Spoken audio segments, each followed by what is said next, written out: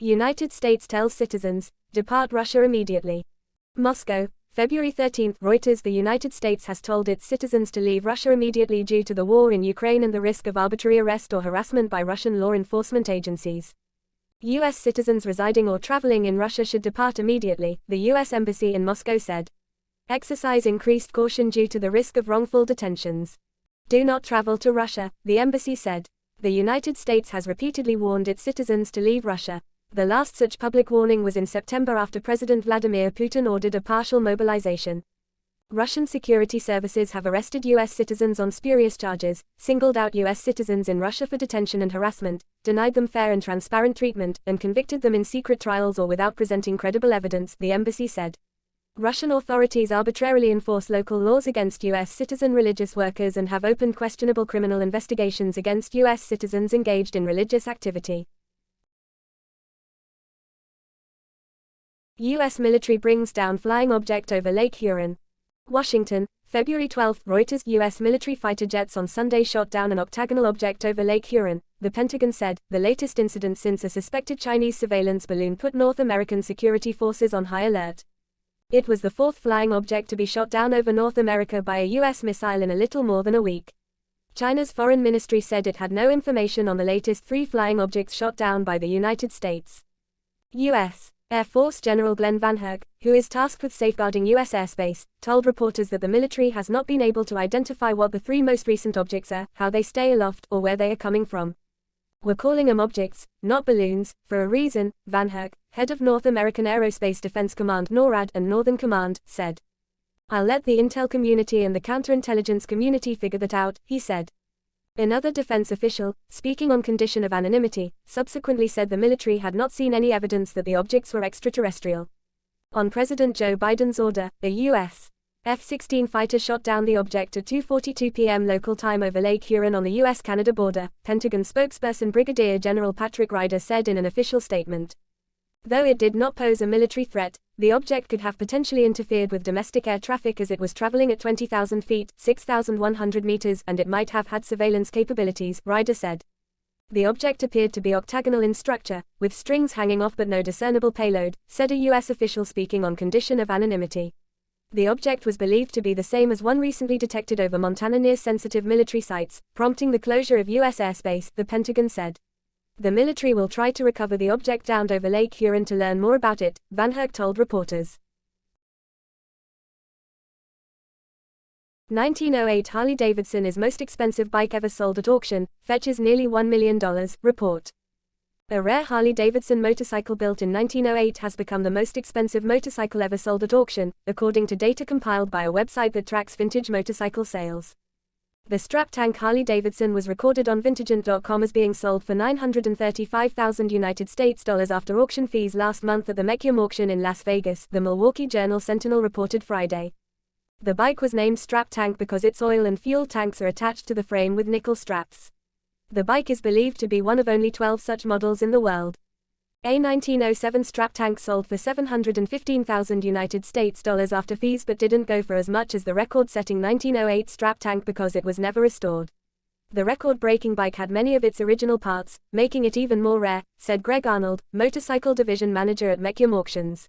We marketed the bike well and Harley is by far the most famous American motorcycle brand, so we had a feeling it would do well in auction, but obviously you are surprised anytime you sell the most. Stone Age discovery fuels mystery of who made early tools. New York app archaeologists in Kenya have dug up some of the oldest stone tools ever found, but who used them is a mystery. In the past, scientists assumed that our direct ancestors were the only toolmakers.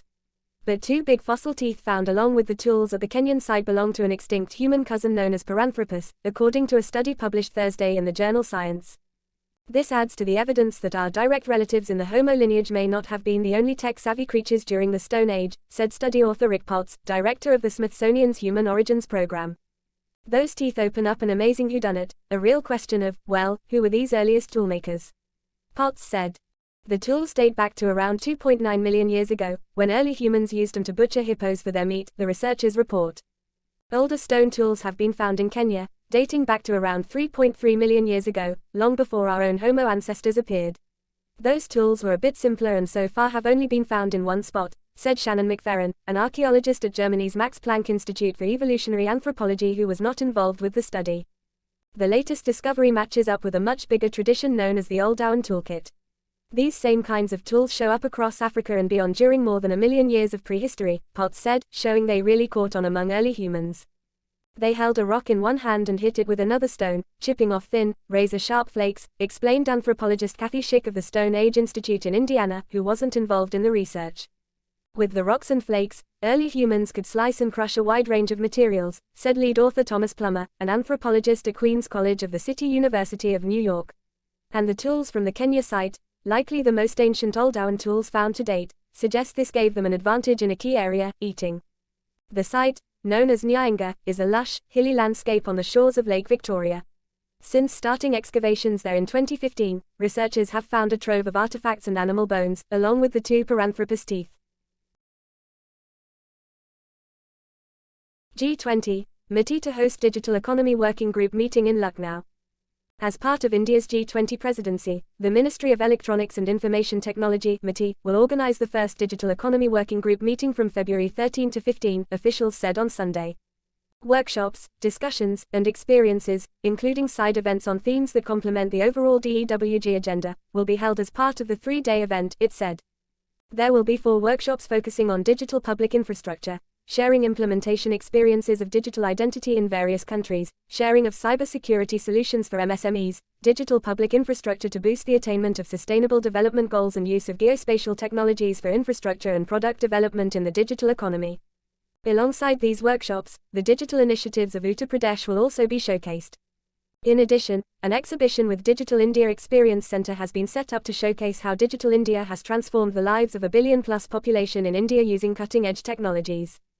Visitors can engage with more than 40 digital transformational initiatives in the Experience Center.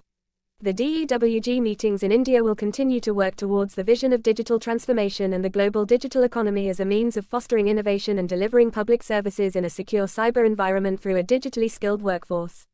The next 2 days will feature focused deliberations on the priority areas of DEWG, digital public infrastructure, cybersecurity in the digital economy, and digital skilling.